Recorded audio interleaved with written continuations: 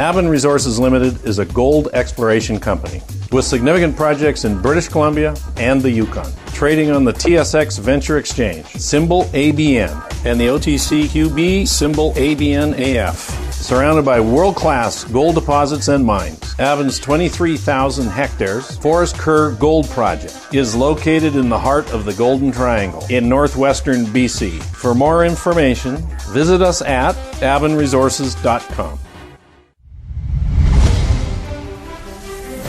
Welcome to the Goddard Report. Comments made on the Goddard Report and TalkDigitalNetwork.com are an expression of opinion only. Here is Jim Goddard. My guest is Jordan Bateman, Vice President of Communications and Marketing for the Independent Contractors and Business Association of BC. His website, icba.ca.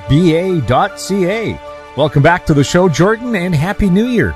Yeah, thanks for having me, Jim. 2020, new year, but same economic problems.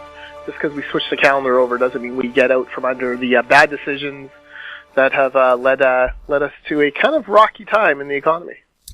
There's a natural gas pipeline that's being held up. Can you explain the situation there and why people are outraged there hasn't been any government action on it? Yeah, so there's a huge, actually the largest infrastructure project in Canadian history, privately owned LNG Canada plant being built in Kitimat. But to actually, turn natural gas into LNG and ship it to China, you need natural gas. So as part of that project, there's a $7 billion pipeline being built across British Columbia, and it will carry natural gas. Now, the company is called Coastal GasLink. They went out, they signed deals with they identified 20 First Nations along their route. They signed deals with all 20 First Nations, including a band called the Wet'suwet'en, to build this project. They've they've put some work in the ground at various points. They've been busy clearing, getting ready for the big construction season. And lo and behold, you have, frankly, a bunch of professional protesters hiding under the guise of a handful of what they call hereditary chiefs of a small portion of the Wet'suwet'en who are now stopping them. They have a protest camp going. They basically, frankly, have been circulating some lies, to be honest, claiming that this is, an important site. It's only become important because they've built buildings there. It wasn't actually controversial before that. They claim that the First Nation doesn't support it. It actually does. The elected government of it has signed an agreement.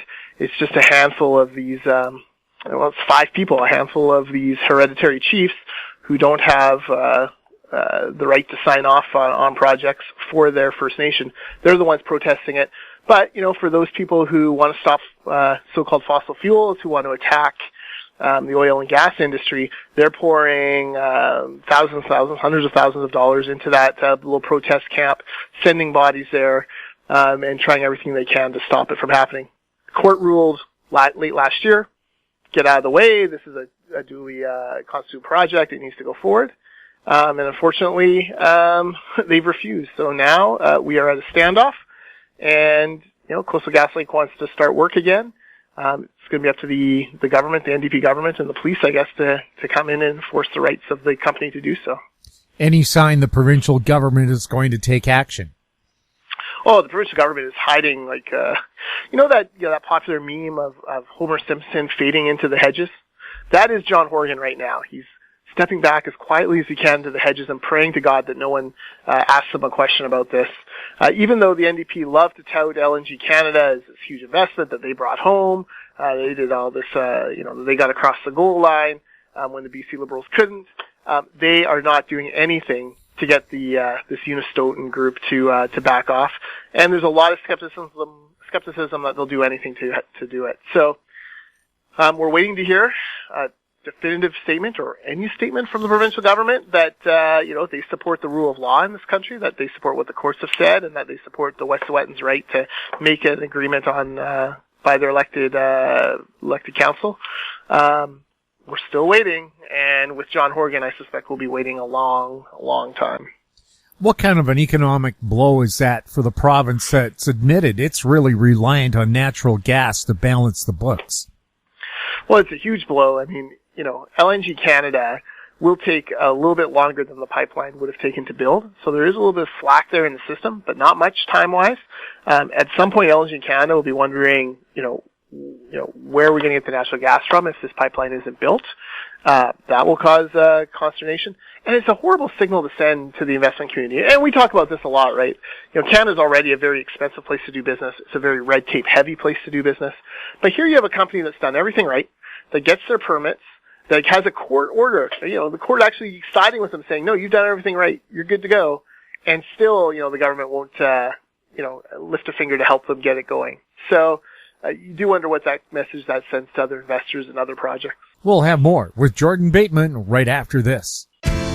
Engineer Gold Mines is focused on the exploration and development of the historic high-grade Engineer Gold Mine situated 32 kilometers southwest of Atlan, British Columbia.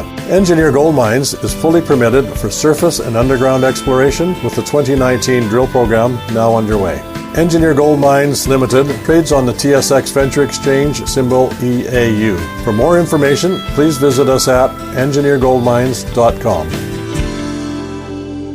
Cypress Development Corp. is developing a world-class lithium resource in the heart of Clayton Valley, Nevada. The size of the resource makes the Clayton Valley project a premier asset with the potential to impact the future of lithium supply. Cypress Development Corp. trades on the TSX Venture Exchange, symbol CYP, the OTCQB, symbol CYDVF, and on Frankfurt, symbol C1Z1. For more information, please visit our website, cypressdevelopmentcorp.com. Welcome back. We're speaking with Jordan Bateman. Jordan, what about the tax burden now imposed on employers to pay the healthcare premiums of British Columbians? Yeah, this is a tough one. So, when I was head of the Canadian Taxpayers Federation in BC, fighting the MSP was my last great battle and frankly, victory. The medical services premium tax, had gone up for many years in a row. It was an unfair tax, not progressive, wasn't tied to income levels or anything like that. And, somehow we managed to get it cut in half by the BC Liberal government, and then a promise from both the BC Liberals and the NDP going into the 2017 election that they would finish the job and eliminate the MSP. The problem is, no one in the media asked the NDP for the fine print on that promise, and the NDP, instead of actually passing along a pure tax break and getting rid of that MSP, have instead brought in this employer health tax, which is a payroll tax, to more than replace it. First, they double dipped for a year, collecting MSP and employer health tax, and now they're walking around as John Horgan said in an interview, strutting their stuff, bragging about how they've killed the tax, but at the same time taking no ownership of the fact that they've brought in this other job-killing tax. What we're seeing now is a lot of anecdotal stuff. Businesses with payrolls of $450,000 saying that, they won't add another person this year because they don't want to go over the $500,000 threshold and then immediately have to pay $14,000 a year more in employer health tax. Companies who have had to take the money for the employer health tax out of things like profit sharing, out of raises that were planned for folks because they can't afford to cover it. Companies that are refusing to grow or companies that are actually laying off people in order to bring down their tax. Anytime you make it more expensive in this province to employ people, more people will be unemployed. It's just straight economics 101. If you make it more expensive to hire someone, companies don't hire as many people. Now, I think Quebec and Manitoba have employer-paid healthcare premiums, but they don't kick in until a much higher threshold, over $1 million, or I think one is $1 million, the other one's 1.2. But again, that means you have 10 or 11 employees, not just 5. So it seems to be a little more employer friendly. And should we point out too that small businesses employ over 70% of Canadians? Yeah, you've made a good point there. And, the NDP, it's kind of nefarious, right? They sort of redefined what a quote-unquote small business is for the purposes of this tax. When you ask most, experts, what's a small business? They'll say $1 million payroll or less, kind of in that threshold. Now, though, the NDP are saying, oh, no, we're not charging small businesses this. You have to have a $500,000 a year payroll. Well, that actually is a small business. Sure, micro businesses are exempt if if it's just an owner-operator or a couple of employees. But, I work in the construction industry. You have lots of roofing companies, for example. If they have 4 or 5 employees, given the overtime they're working, an office admin person, they're making more than $500,000. It's a company of 6 people, but, it's definitely not, it's definitely a $500,000 payroll. So, and these are good paying jobs too. Yeah, these are good paying jobs that governments should want people to have, shouldn't they? Instead of a bunch of minimum wage people, it's better to be employing people for $80,000 a year, I would think. Oh, totally. That's exactly the point. And, in the December, you've seen now for, I think, 3 or 4 months in a row, more people becoming unemployed in BC. Now, our numbers are still low compared to the national average, but they're growing. It's growing. At one point we were down to, I think, 4.2 or 4.3% unemployment. Now we're back to 5, and we're continuing to creep up month after month after month, and it's because it's becoming more and more expensive to employ people. The other problem is this tax doesn't really recognize a business's ability to pay. Let's say you're in an industry where labor costs are a huge part of your business, and you have a very small margin. Well, if you have a $2 million payroll and a very small margin, that's a huge chunk of money. You're talking about like $60,000 or $70,000 more in employer health tax to pay. Whereas maybe you're in a low or a big margin, low worker business. It just has no reflection on the amount of profit you're making, the amount of your cost inputs. It really is a ridiculous tax. It's not well thought out, but it's typical from a provincial government who very clearly disagrees or very clearly distrusts employers. Doesn't think a lot of employers. Doesn't want to certainly help entrepreneurs or employers. And instead looks to punish them. They see business, even small business, as an ATM machine to withdraw money for their own pet projects. They don't see them as partners in building an economy and making sure that BC is prospering and growing. Is that one of the differences between the NDP in British Columbia and my experience with the NDP in Saskatchewan and Manitoba, where their policies would be considered almost liberal policies in BC, where they want to see jobs created. They want to see businesses successful, knowing a successful business means good employment and good tax revenue. Yeah, I think you're right. Look, the NDP in British Columbia are very left-wing. They're very ideological. They're very dogmatic. And, they're raised from cradle to essentially hate employers. Most of the cabinet, made their bones or made their living before they came into government as either NDP flunkies or as union members. And so they have a completely different worldview from, most, the average British Columbian. The average British Columbian isn't hasn't worked for an NDP head office trying to recruit candidates. They just do not understand. I'm not sure there's a single small business owner in their cabinet, which is shocking. But, at the same time, they don't have any small business owners in their caucus to draw from. So you have these kind of issues where, they just see, there's a sense on the NDP front bench that somehow employers are screwing the worker, screwing the taxpayer, screwing government out of finances, and, if they just extract more and more money out of them, then they'll restore some fairness. What they don't understand is that, small businesses are scraping, struggling to get by, can't afford these new taxes, and, you're starting to see economic signals now that, the good times in BC are starting to come to an end, and it's because the NDP have mismanaged the economy. Because of this health employer tax, would this encourage more automation so that companies don't have to hire more people? Look, anything that makes it more expensive to employ people is going to encourage automation. Why don't we have, a dozen checkout people at Walmart anymore? Why do we have all those machines? It's because it became too expensive to employ people. Why do we have self-checkouts at, Save On Foods, which, by the way, run by the Passing Group, which, by the way, run by former NDP Premier Glenn Clark?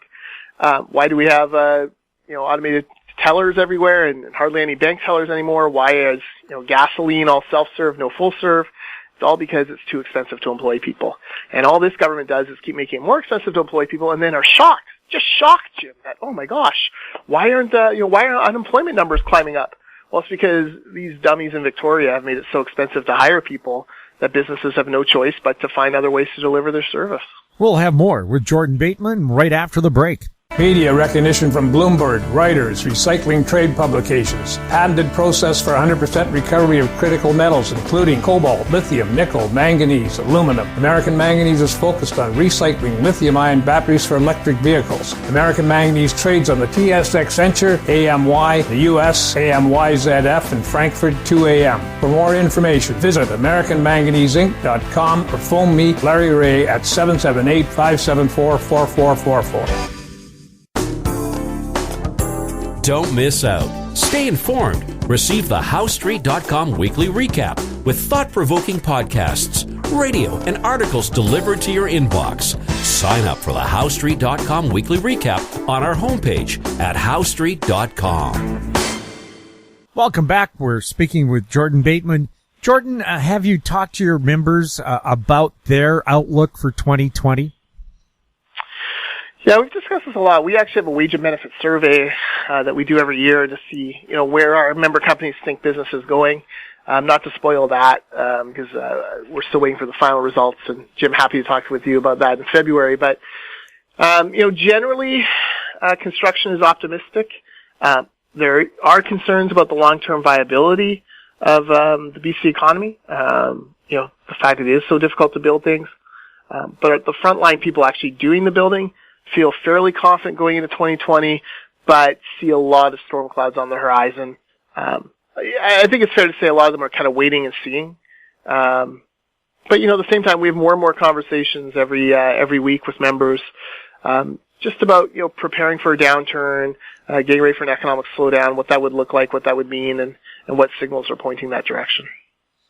Often when companies anticipate a downturn, they lay off people and everybody else is working to the max, and that leads to burnout, which kind of hurts your business there. Is there a danger that companies might over-prepare? Well, right now in construction, they've had worker shortages for so long that, everyone is very protective of the people they have. So this is actually one of the reasons why we're fighting the union monopoly that John Horgan, the sweetheart deal he's given to 15 or to 19 building trades unions on the Patello Bridge project. Under his rules, any company could bid on the work for the Patello Bridge, but the moment they got it, they would have to fire every single employee they have, scrap their profit sharing, scrap their benefits, basically terminate them. Those employees then would have to go over to get hired by a crown corporation, and then they would be dispatched by one of 19 building trades unions, and they would be dispatched according to seniority, so meaning that the NDP's beloved building trades people would get the first crack at any work. This, of course, doesn't make a lot of sense when you're talking about a workforce that is desperate for more workers, not fewer. No one wants to give up their own, give up the rights to their workers. Certainly don't want to send them to work for a crown corporation and have them treated, who knows how.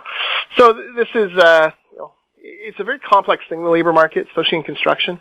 Right now, I think we're seeing, for a long time there's been a demand, a hunger, like, if you were able to work, you could get a job in construction. I would say that's starting to slow just a little bit, as companies start to come to realize that, the good times aren't going to roll along forever. What about building permits in BC and long-term housing construction? What's that outlook like? Well, it depends who you ask. So, the provincial government in their budget last year said housing starts would fall by about a third over the next 3 years. Housing starts actually have held pretty steady this year, although that is a lot because of projects that were already in the pipeline. And then, a couple of the big municipal governments, including Vancouver, were changing. They were going to increase the way they do development cost charges and community amenity charges. So companies were reluctant to stop projects in those jurisdictions simply because they, it would be more expensive a year or two down the road. So, it's happening. But look, some of the biggest builders in British Columbia are now building elsewhere, right? Like, the Boza group of companies, huge developers here in the Lower Mainland. They do a lot of work south of the border. We've heard from a huge glass company member of ours that, if they had a choice if they were starting from scratch today, they love BC, but they would probably start in Washington State. It's just much more business friendly, much more, flexible with workers, with smarter tax regime. It's just there's a lot of competitive advantages to locate other places other than BC. But we'll see. British Columbia, people are still working hard. We're a little concerned about the provincial budget in February. We think they're headed, they're possibly headed towards a deficit. They'll do everything they can to stay out of it. But, spending more than you're taking in, is not is not a sustainable signal to the economy at large. Where are they spending the money, and where should they be spending it? Well, here's the thing, right? The NDP government, let's not forget, 3 years ago, inherited a $2.7 billion a year surplus from the BC Liberals. They've blown through that. They also raised taxes by about $6 billion.